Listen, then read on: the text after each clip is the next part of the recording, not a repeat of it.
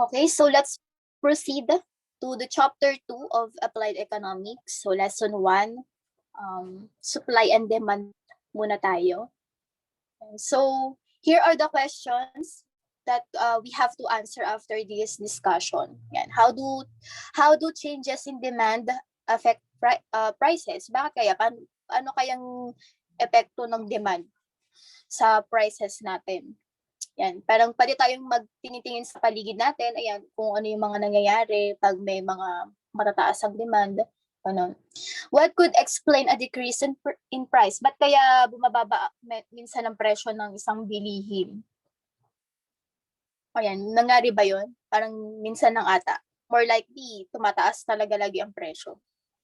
How does the adoption of new technology affect prices? Ayan. And then, how do changes in supply affect prices? Ayan. Kung mataas bang supply, ano kaya mangyayari sa prices? Kung mababa man ang supply, tataas din ba ang prices? Yan. How do changes in one market affect other markets? Okay, so we're going to discuss demand, supply, and market equilibrium. So we have this perfectly competitive market. So a market with so many buyers and sellers that no single buyer or seller can affect the market price. So nangyayari ba to sa totoong buhay? Yan. Ang daming buyers, ang daming sellers na nag-exchange ng goods and services, pero hindi nakaka-affect 'yon sa market price. So, more likely, parang hindi talaga siya nangyayari in reality.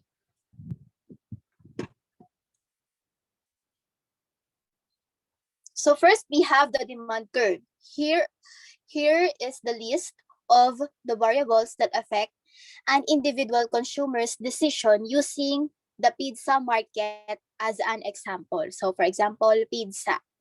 The price of the product, ayan, pwede nyo itong gawin din sa, sa business plan. Yan. The price of the product, for example, the price of pizza. Nag-range ba ng pizza? Siguro yung mga pizza dyan sa tabi-tabi, more likely around 100 to 150 pesos. Ayan. Pag branded naman, yan, like Greenwich, Pizza Hut, Domino's Pizza, SNR, more likely, yon, ang isang box nun, around 300 to 500. Consumers' income, ayan. For example, employee yung consumers natin. So, hindi yun kumbaga, for example, ang consumer natin nasa minimum wage earner. And then, price of the substitute goods.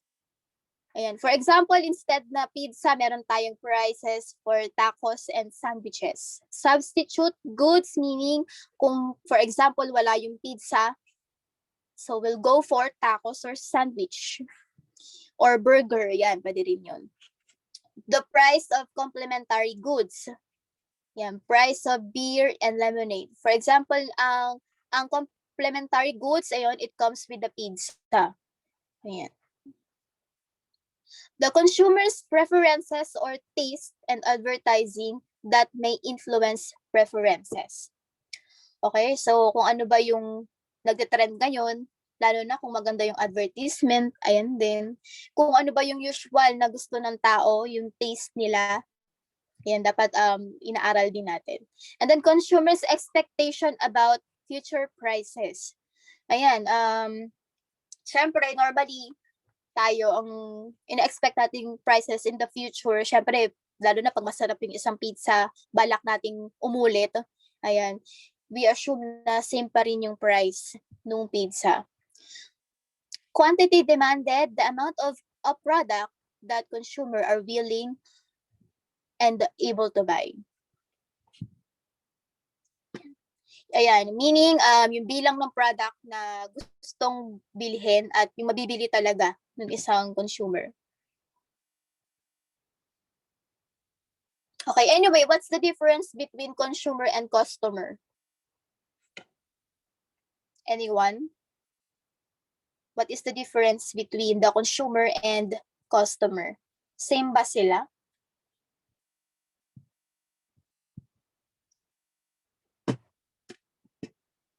Hello?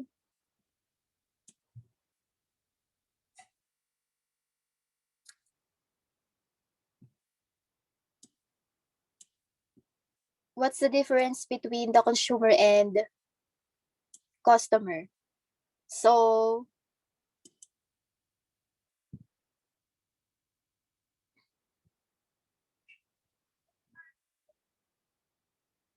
okay. Okay, so when we say customer, ito yung bumibili ng product. Yes, tama, you're right. Customer, ayun yung bumibili ng product. But yung consumer, ito talaga yung gumagamit ng bili nating product. So for example, diaper. Ayan. Ang customer natin for diaper ay yung mga parents kasi wala namang ability para bumili yung mga babies, di ba? So sila ang customer kasi sila yung nagpo-purchase. So that is why they are called the customer. While the consumer, ito yung talaga yung nagko-consume. Ito talaga yung gumagamit ng product. And so ang consumer natin for that example is the babies. Okay? So nagets nyo na ba? So again, the customer, ito lang yung bumibili. And then the consumer, ito yung gumagamit. So pwede sila maging the same.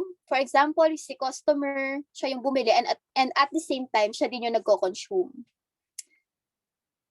Okay? Yan. And may mga certain scenarios na magkaiba sila. So we can buy the product but for the other, yan. For example, for the gifts, yan, bibili tayo ng isang bagay pero iba naman na nagko-consume.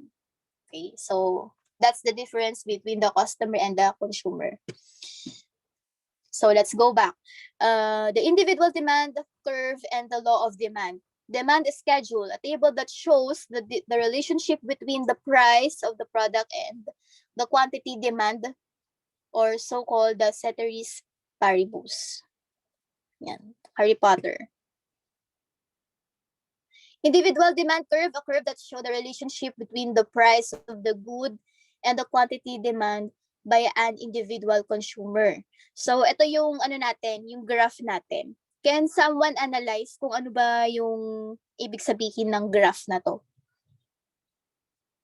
So parang ano siya, no, slant siya to the left. Yan.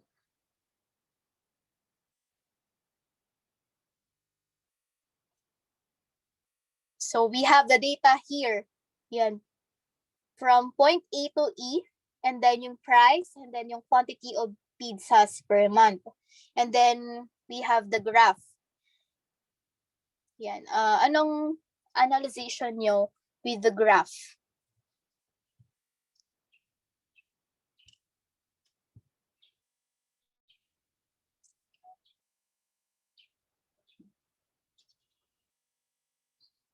Anyone? Yan, pwedeng chat lang, ganun. DM nyo lang.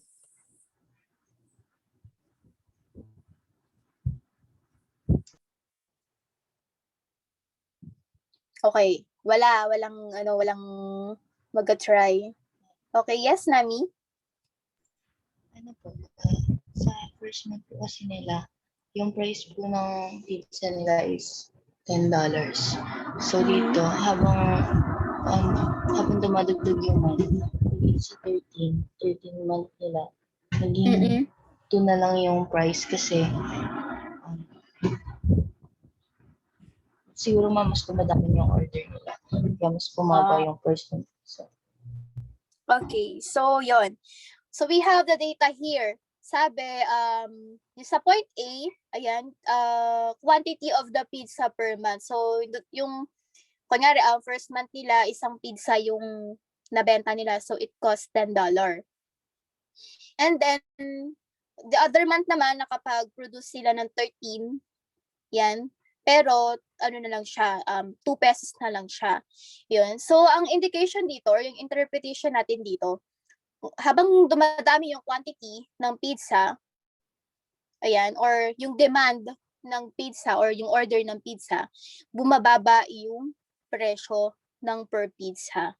Ano kaya yung mga reason kung bakit? Kunyari, dumadami yung yung pag-produce mo ng pizza, tapos biglang bumababa yung presyo. Bakit kaya? Ano kaya yung mga reasons kung bakit bumababa yung presyo? Okay, so, ayun, sige, ako na lang magsabi. Ayun, the reason is, syempre, di ba, for example, may isang taong gumagawa lang ng pizza. Ayan. Isipin mo, isang pizza lang yung nagagawa niya. Syempre, lahat ng sweldo niya nakakonsentrate dun sa iisang pizza. Okay?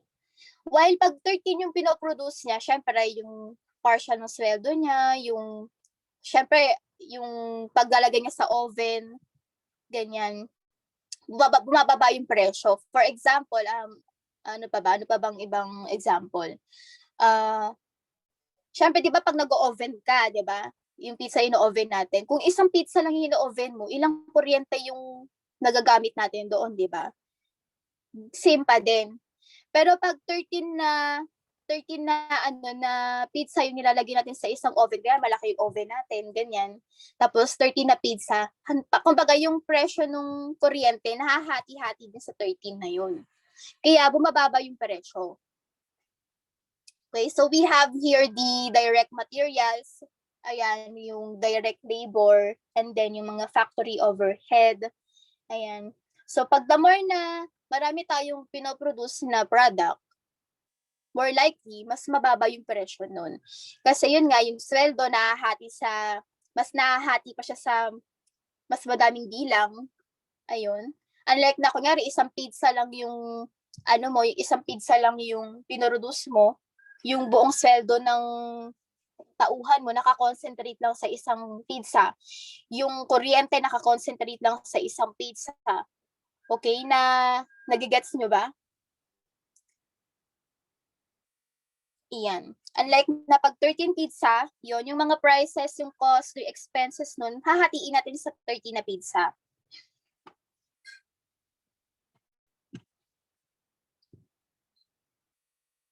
Yan. Law of demand, there is a negative relationship between price and quantity demanded.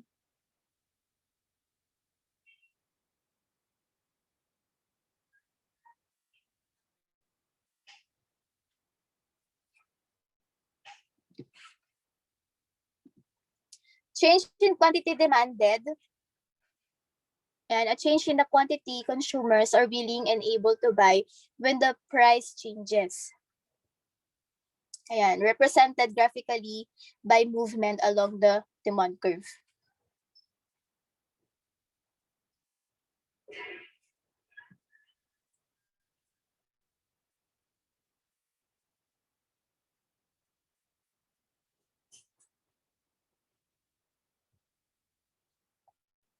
Yan, and also, pag mas mababa yung price nung pizza, the more na mas madami din bumibili, kaya tumataas din yung demand. Yan, from individual demand to market demand. Yan, market demand curve, a curve showing the relationship between price and quantity demanded by all consumers. Yan, ceteris paribus. Yan, quantity of the pizza demand. So we have 8 na price. Yan. Habang bumababa yung presyo, tumataas din yung demand. Kasi syempre, sino bang may gusto ng mataas ang presyo?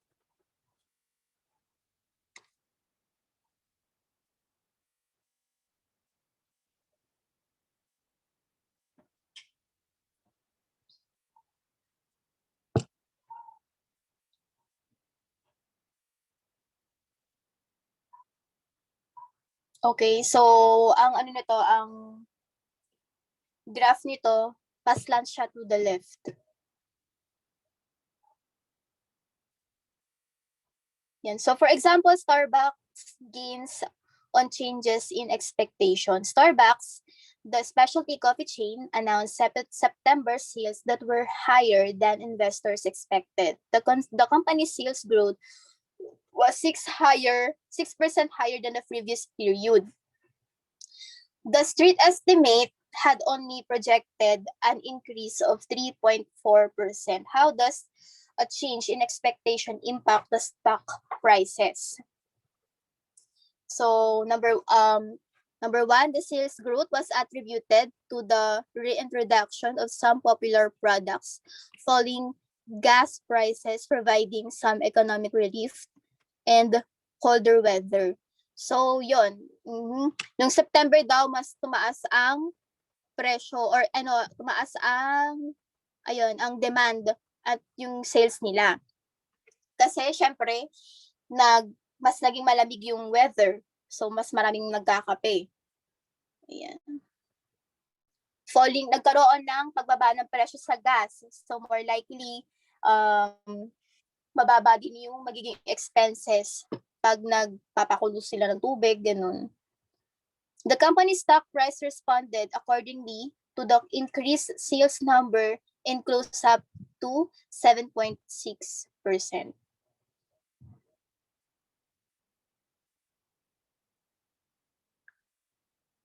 Okay, so meron tayong 0.0 tas 0.1. Malay mo itong 0.0, ito yung ina-expect ito yung budgeted. Itong 0.0 na nakikita natin, tas Q0, ito yung yung ina-expect or yung budgeted ng mga expert. While yung 0.1 to Q1, ito yung nangyari.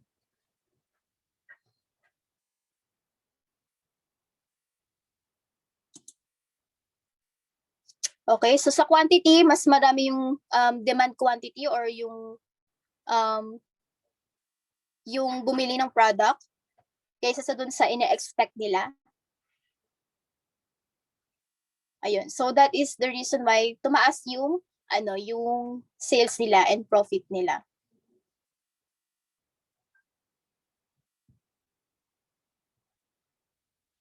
Yan, parang same lang din dito. And let's have the supply curve. So again, pag sa demand, the more na bumababa yung presyo, mas madami ding demand. And pag tumataas din naman yung demand ng product, more likely bababa din yung presyo. Kasi pag mas mataas yung demand, mas maobligang kang gumawa ng maraming product, mas malilesen din yung cost per product. Yun. Kasi kumbaga hindi lang nagko-concentrate sa isang product lang. Kumbaga yung expenses nagko-concentrate sa madami or sa bilang ng mga products na naging demand. Okay, may question ba? Let me know kung medyo nahihilo kayo dun sa explanation.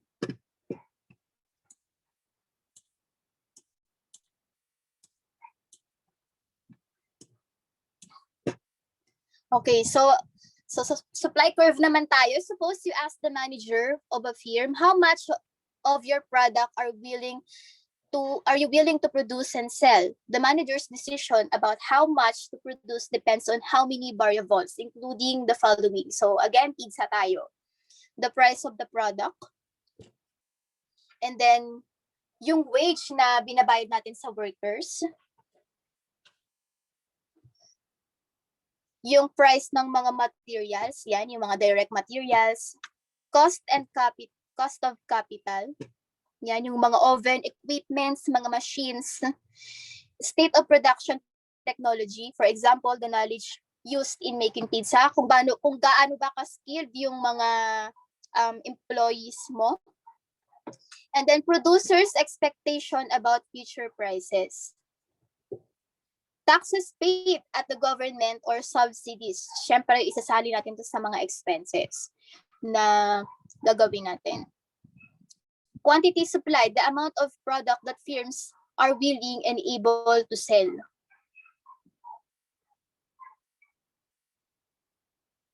So the individual supply curve and law of supply schedule, a table that shows relationship between price of the product and quantity supplied, ceteris paribus. Individual supply curve, a curve showing the relationship between the prices and quantity supplied by a single firm.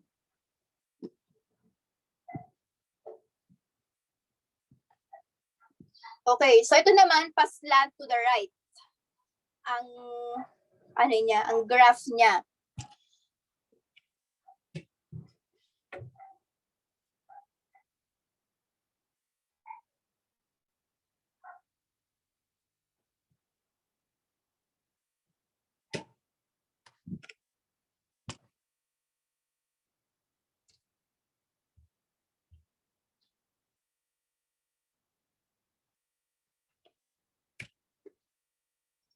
Okay, so can anyone interpret the graph?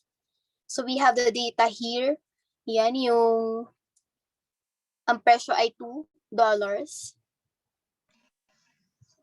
And then may 10 pesos na 10 pesos na price ng pizza, 400 yung ipoproduce.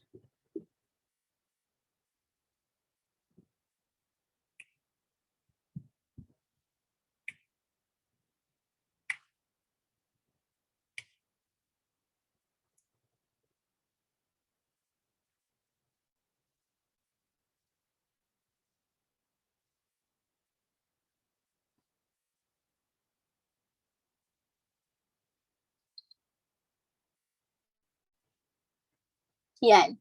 So ito, ang indication nito, habang tumataas yung presyo, mas madami yung willing na i-produce ni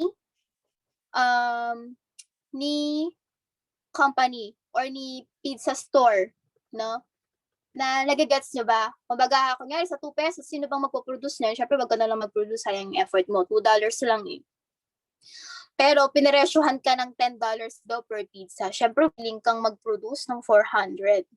400 na pizza. So that's the reason. Ayan yung interpretation natin. So, habang tumataas yung presyo ng pizza, ito yung number, yan, tumataas din yung willing na i-produce at ibenta ng isang company. Okay? So, baliktad sila ni supply, ni demand. Si demand naman, habang dumadami yung demand, lumiliit yung presyo. No? Okay, nagigets nyo ba?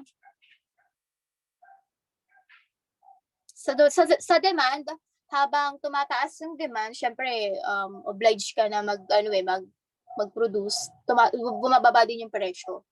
And parang habang bumababa din yung presyo, tumataas din yung demand. Syempre, lahat ng tao gusto maliit yung yung presyo, mas mura, kaya mas mataas yung demand. Dito naman sa supply curve, the more na mas mataas yung presyo, the more na mas willing na mag-produce ng madami yung company.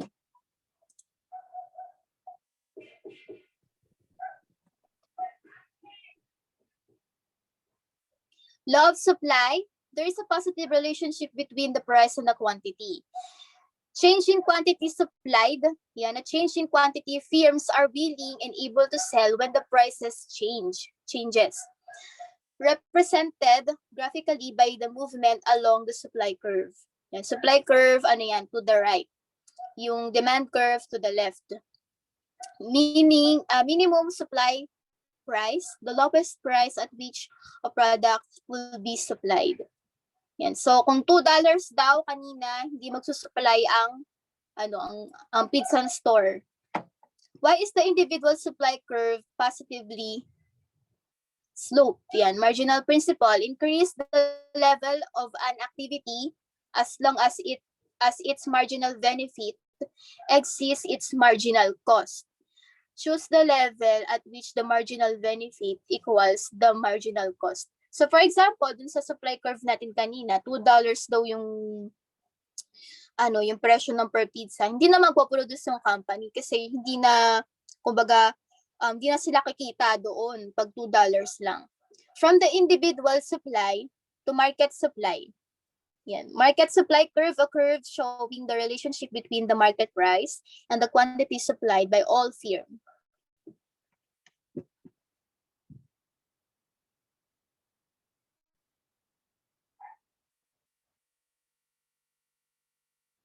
Yan. So we have here the Lola supply, Hiram supply, and then the market supply.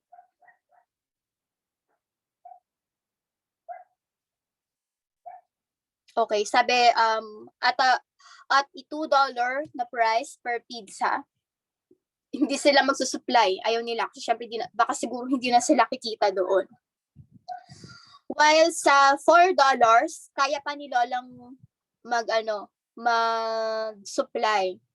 Yan, baka siguro sobrang siguro hindi sila gumagamit muna ng machines, more on kamay pa muna.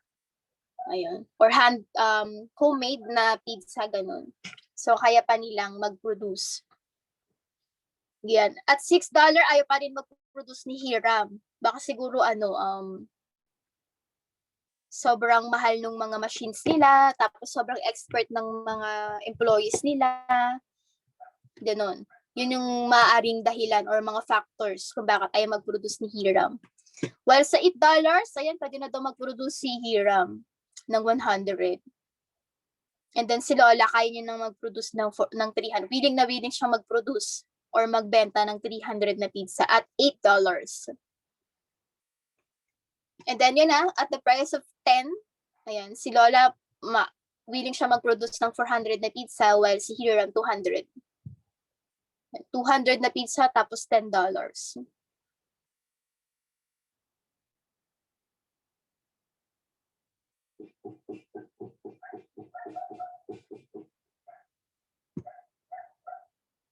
Yan. So ito naman, market supply curve with many firms. For example, yan ang combination ng different companies, organization na nagpo-produce ng pizza. For example, yan, pinagsama-sama yung supply na kayang i-produce ni Greenwich, Pizza Hut, Domino's Pizza, SNR, ganun, ito siya. Why is the supply curve positively slope? Explain the positive slope.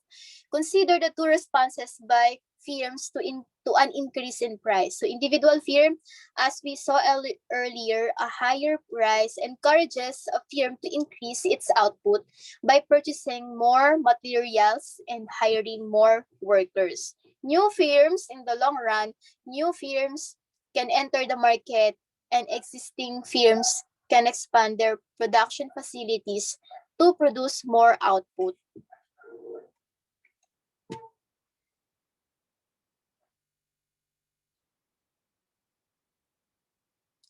Yan. So we have the market equilibrium. So ito yung point kung saan nagmi-meet yung supply curve tsaka yung demand curve natin.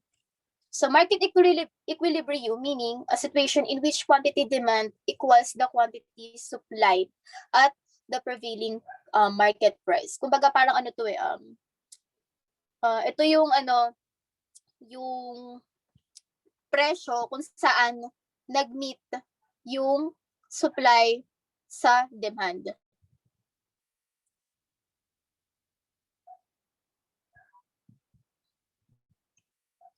Okay, so we have point A, point B, point C, tsaka point D. Tsaka point E pala. Okay, so sa point A, yan sabi dito at the price of 30 hindi pala. At the price of $8, yan, ito din yung number ng demand ng pizza, and at the same time, ito din yung willing na i-produce ng supplier. Yan. So meron siyang 30 na demand. Ayan, 30 din yung supply. Yan, at the price of $8.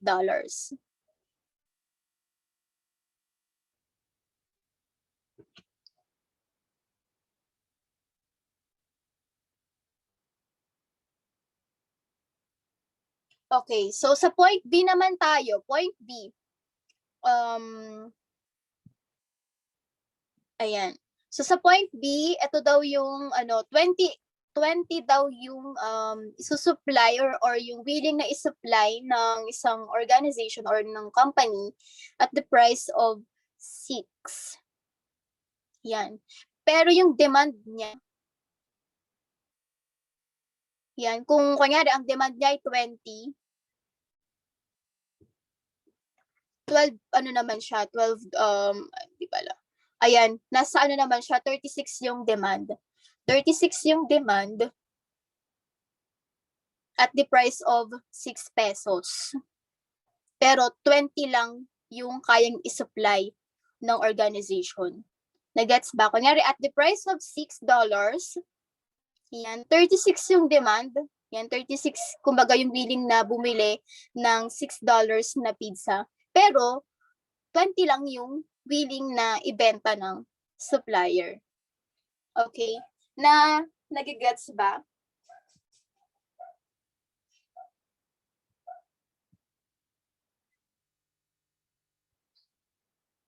Okay, so sa point D, tsaka E naman tayo. Sa point D, sabi dito, yun, syempre $12 to. At iilan lang yung willing na bumili. So 18 lang daw yung demand. So 18 lang yung willing bumili. Pero marami yung gustong i-supply ng ng company kasi $12 yan eh, malaki yung kikitain nila. So si company, ang willing yung i-supply 50 daw, 50 na pizza, pero ang demand lang for $12 ay 18 lang. So medyo ka doon. I mean 18 na pizza lang. Again, for point D tsaka point E, dito ang interpretation natin dito, si point E, ayan, si supplier willing siyang mag-produce ng 50 na pizza at the price of $12. Pero yung demand ng pizza na yon at the $12, 18 lang. So meron tayong around 32 na pizza na hindi natin mabebenta kasi nga 18 lang naman yung demand. So lugi, malulugi tayo dun.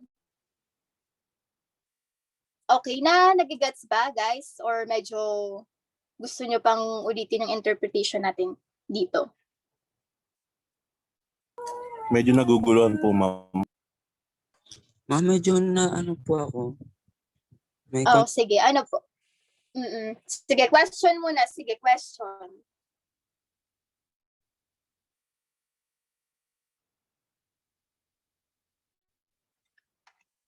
Ulitin natin yung explanation para isang bagsakan. Wait lang. Let me know kung gusto nyong paulitin ko ha, itong Nako-confuse tayo sa anong part.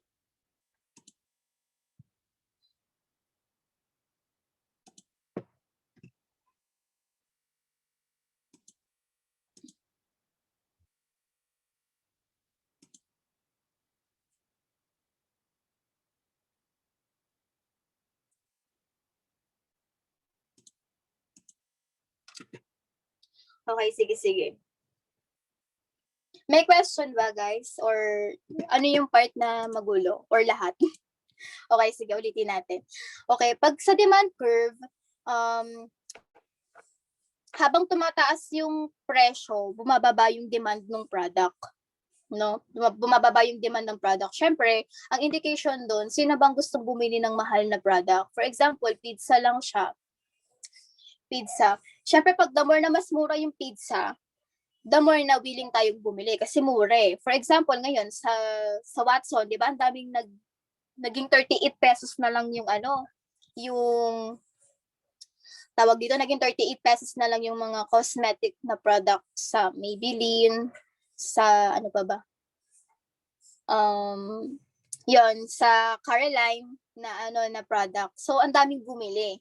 So yon ang indication sa demand curve, the more na tumataas ang presyo, bumababa yung willing na may bumili. Yan. Kaya nga siya demand curve. Willing na bumili, willing to buy. So the more na bumababa naman ng presyo nung isang product, tataas din yung yung demand nung product na yon. Okay, nagets pa. Ayun yung demand curve. Okay? Sa supply naman, ito naman yung willing to sell, to produce, or to offer ng isang company. So, pag the more na tumataas, syempre, on the seller view or as a businessman, pag the more na mas mataas yung presyo, the more na gusto nating mag-supply. For example, pizza. Isusupply daw natin at the price of 12. So, syempre, tayo, bilang seller, mas gusto nating mag-supply, ganun yung presyo ng pizza eh. For example na lang, in this pandemic, for example, sa face shield, ayan. So, nung tumaas yung presyo ng face shield na willing bumili ng ibang tao, ganyan, the more na maraming gustong mag-supply nun. For example, umabot ata ng 50 pesos yun per face shield. Ang daming gustong mag-supply, ang daming gustong magbenta, ang daming supply ng mga panahon yun. Ayun din yung ayun yung scenario. So again, pag supply curve, the more na tumataas yung presyo ng isang product, the more na willing mag-supply, gumawa, mag-produce, mag-sell yung isang company. Okay? So we have here the market equilibrium. Yung market equilibrium, ito yung point kung saan nagmi-meet yung equal ba, kumbaga equal yung supply at demand nila at a certain price. Okay? So for example, sa point A, yung point A natin at the price of $8 daw, yan, equal yung gustong masupply ni supplier, which is yung 30 na pizza, and at the same time, 30 din yung demand ng pizza at the price of 8 pesos. Okay? Gets na ba? Okay? Gets ba yung point A natin? So, ma'am, yung point A, ma'am, equal po. Kumbaga, parang ang indication dito, or yung interpretation natin dito, at the price of $8, 30 yung willing na isupply ni company, and at the same time, 30 din yung demand ng pizza na yon. Nag-equal siya, kumbaga wala kang tapon doon sa pizza kasi lahat yon na nabili, and at the same time lahat ng demand nung customer mo or nung consumer mo na satisfy mo yung lahat ng 30 na yon. Okay? Nag-gets ba yung point A? Yes, ma'am. Okay. Sino pang hindi nakaka-gets?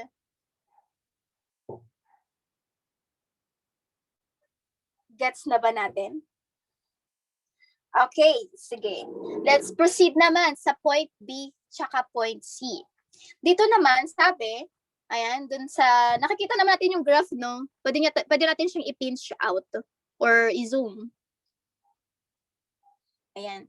So, dito naman sa point B tsaka sa point C, ang indication nito, sabi, at the price of $6, syempre, bumaba yung di ba? Bumaba yung presyo. 20 lang daw yung willing na i-supply ni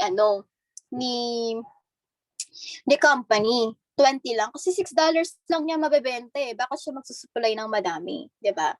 Parang at the view or at the point view of the seller, 20 lang yung gusto niyang i-produce. 20 lang yung gusto niyang i-supply.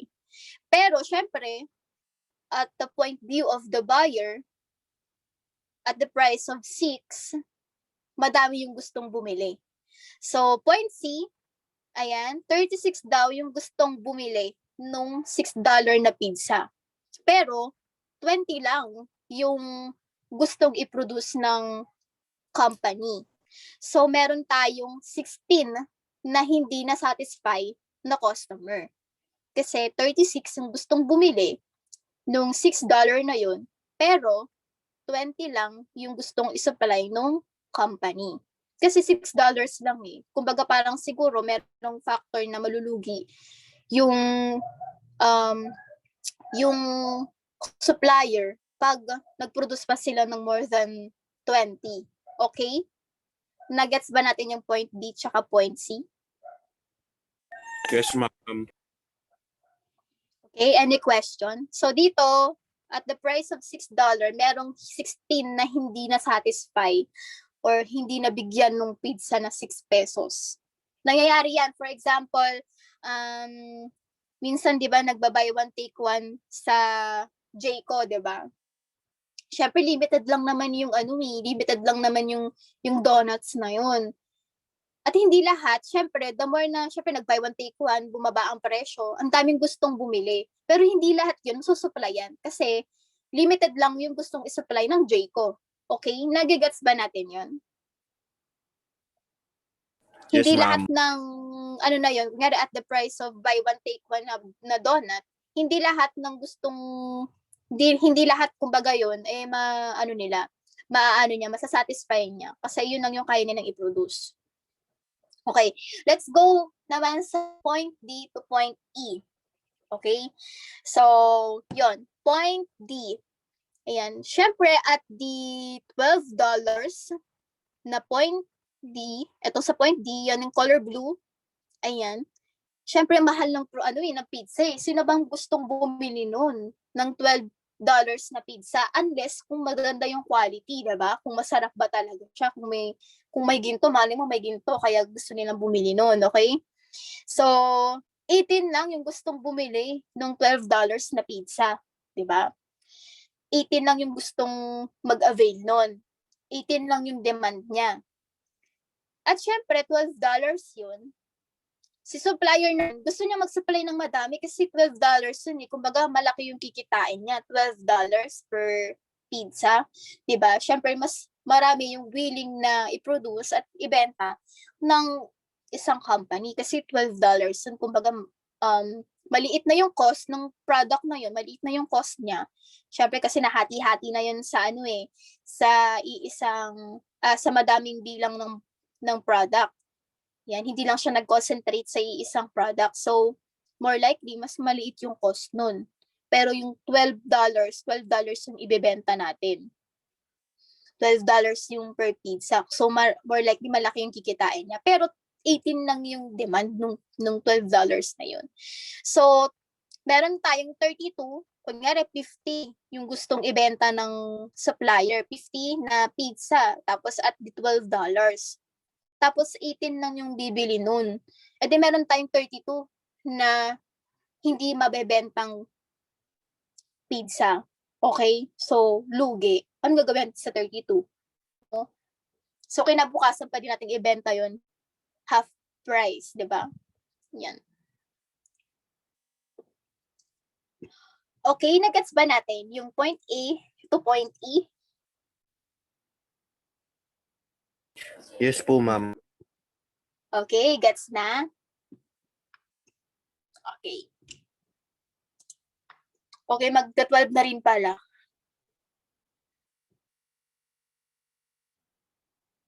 Okay, so next time, pag-usapan natin itong mga market effects of changes in demand. Okay, so hanggang market equilibrium muna tayo.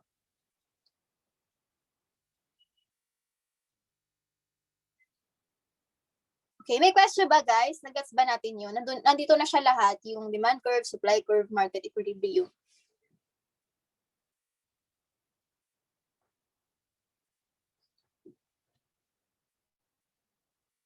Okay, may questions pa ba guys before we end this discussion? Wala na po, ma'am. Wala na po. Sa gas, may question ba? May naguguluhan ba? Hello po. Mm-mm. Okay, sige. Ayun, bali again, bukas 10 a.m. tayo ha, para sa hapon pwede na kayong magpahinga. Tapos make sure lang na bago mag-Sunday, maipasa na ng leader nyo yung proposed na business nyo and name. Ayun, para ma-approve ko na. Para pwede na kayo mag-start. Okay?